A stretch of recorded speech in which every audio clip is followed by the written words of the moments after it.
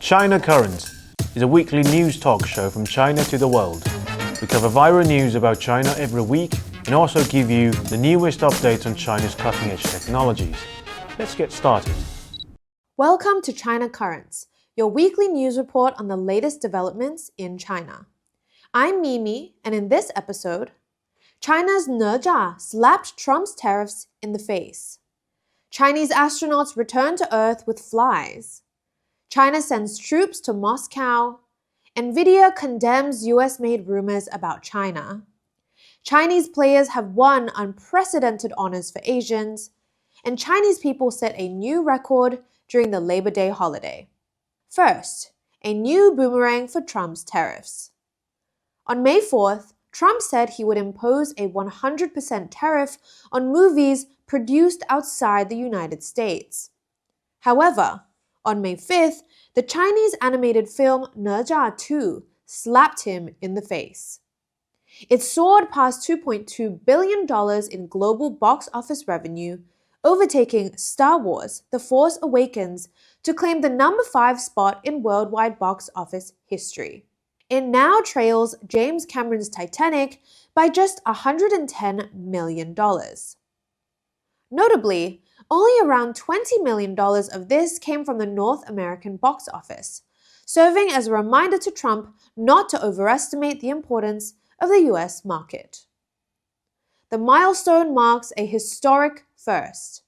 Nvidia 2 is the only Asian film to ever break into the global all-time top 10, a list long dominated entirely by US blockbusters.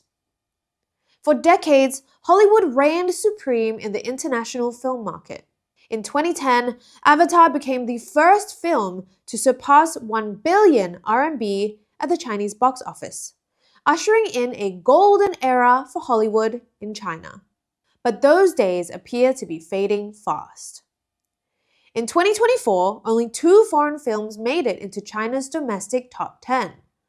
Warner Brothers' Godzilla x Kong: The New Empire at number 9, and Japan's The Boy and the Heron at number 10. Marvel's Captain America: Brave New World, released in February this year, grossed just $14 million in China, a sharp contrast to past MCU performances. On April 10th, China's National Film Administration announced that China would reduce the number of US films allowed into the domestic market, considering that Trump's tariff war against China would further diminish Chinese audiences' goodwill toward US films. On April 24th, the Chinese internet community Dike Yuzhou and Fudan University jointly released the 2024 Decoloniverse Global Cinematic Decolonization Index report, which measured the independence of national film industries worldwide. China ranked 3rd among 41 countries, with more than 91% of its top 10 box office revenue generated by domestic productions. It's probably time for Trump to watch fewer Captain American movies and reflect on the real reason for the decline of the film industry. Next, welcome back home, Chinese astronauts. On April 30th, China's Shenzhou 19 spacecraft successfully landed in the north of the country. The spacecraft and its 3 crew were sent into space in October last year to work on China's Tiangong permanently inhabited space station. But this time, not only 3 Chinese astronauts returned to Earth, but some fruit flies returned too. The experiment began on November 15th, 2024, when the Tianzhou 8 cargo spacecraft delivered fruit flies to orbit. The research aims to explore how microgravity and other space conditions affect growth, behavior, and gene expression in living organisms. Chinese astronauts successfully bred 3 generations of fruit flies during this month-long experiment. This marks a key milestone in confirming that fruit flies are capable of reproduction in space. These findings lay important scientific groundwork for safeguarding human health on future long-duration space missions. So why do Chinese scientists choose fruit flies? Because they reproduce quickly, have a small number of chromosomes, and are well suited for genetic research. In recent years, scientists have found that about 75% of known human disease-causing genes have counterparts in fruit flies.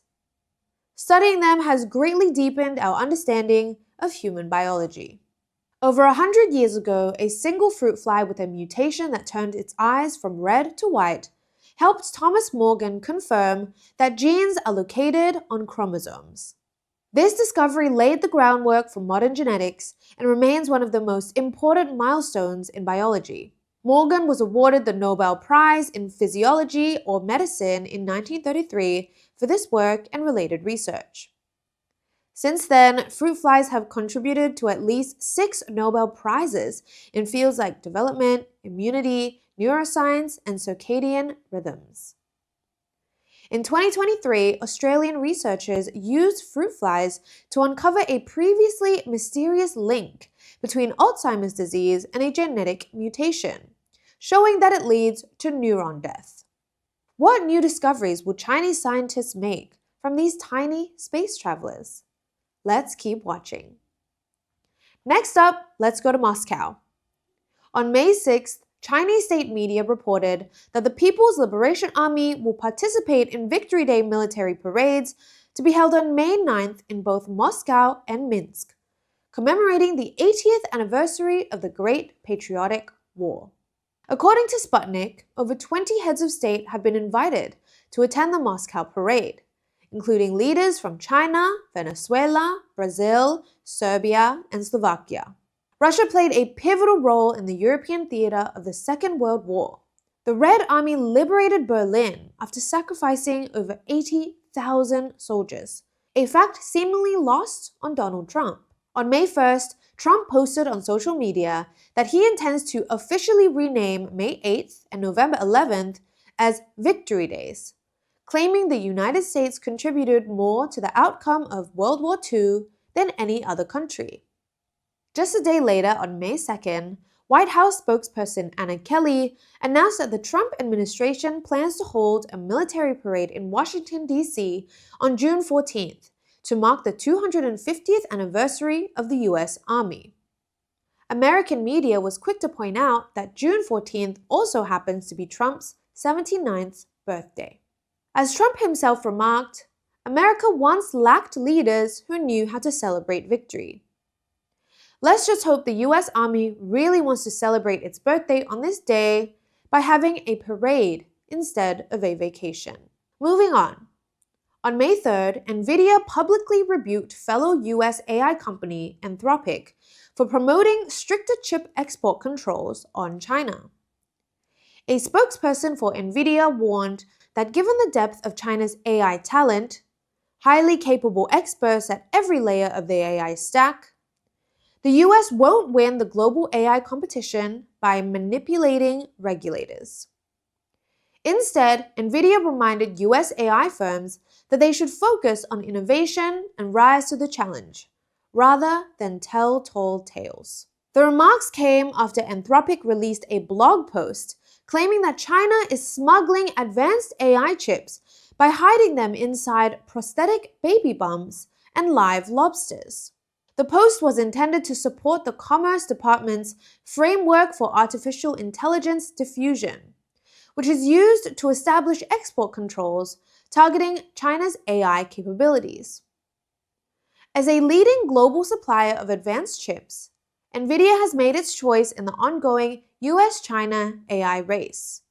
On April 17th, CEO Jensen Huang met with Ren Hongbin, chairman of the China Council for the Promotion of International Trade, in Beijing. During the meeting, Huang acknowledged that US export restrictions have already had a significant impact on Nvidia's business, but reaffirmed the company's long-term commitment to the Chinese market. Donald Trump once called Huang "my friend Jensen," applauding Nvidia's pledge to invest $500 billion in AI infrastructure in the US over the next 5 years. However, since he launched the tariff war, Nvidia's shares have been down more than 20% this year. On April 30th, Huang said at a tech conference in Washington that China is not behind in AI and that the gap between China and the US is very close. He noted that 50% of the world's AI researchers are Chinese, a fact he urged US policymakers to weigh carefully when shaping the future of the AI race. On May 6th, China's Zhao Xintong defeated Mark Williams to claim the World Snooker Championship title, becoming the first Asian player ever to win the sport's most prestigious crown. The 28-year-old Chinese player, nicknamed the Cyclone, swept aside seven-time winner Ronnie O'Sullivan. Zhao's victory made him only the second Chinese player, after Ding Junhui, to reach a World Championship final. After the match, O'Sullivan posted a photo of himself with a young Zhao, captioned, "How it started versus how it's going." On May 6th, Zhao entered the finals' fourth session with a 17-8 lead over Williams. Though the Welshman mounted a brief comeback to narrow the gap to 17-12, keeping alive hopes of a fourth title, Zhao sealed the deal with a brilliant break of 87 after the mid-session interval, securing an 18-12 win. He hasn't played for 2 years, bashed everybody up. There's a new superstar of the game, Williams said in praise of his opponent. Zhao's road to the title was nothing short of remarkable. In January 2023, he received a 20-month ban for his involvement in a match-fixing scandal that sent shockwaves through the sport. As a result, Zhao entered this year's tournament as an amateur and had to battle through 4 rounds of qualifying just to reach the crucible. Reflecting on his historic win, Zhao said, "It's a very special moment for me, for Chinese snooker, for everyone." Next up, according to statistics from China State Railway Group, on May 1st, the national railway system carried over 23 million passenger trips, including nearly 16 million trips on bullet trains. Both figures marked year-on-year increases of 11.7% and 16.1% respectively, setting new historical records. On May 5th, China's 5-day Labor Day holiday came to a close. According to China's Ministry of Culture and Tourism, the holiday saw 314 million domestic trips, a 6.4% year-on-year increase, with total tourism spending reaching $25 billion, up 8% from last year. This year, cities across China ramped up efforts to diversify tourism offerings and enhance visitor experiences. On the night of May 1st, for instance, tourists in Chongqing were treated to a dazzling drone show featuring 5,000 drones lighting up the sky. Nearby, a creative night market allowed visitors to sip coffee, listen to live music, and take part in traditional Chinese crafts. China's push to boost nighttime tourism also showed results. Official data show that cultural and tourism consumption zones recorded a combined 75.95 million nighttime visits over the 5-day period, marking a 5.2% year-on-year rise. The holiday also drew a significant number of foreign tourists. According to state media, inbound travelers from countries like Myanmar, South Korea, Malaysia, and Australia accounted for 57.4% of all foreign arrivals during the break. That's all for today. Thank you for watching this episode of China Currents. If you have any thoughts or comments, please leave them below. See you next time.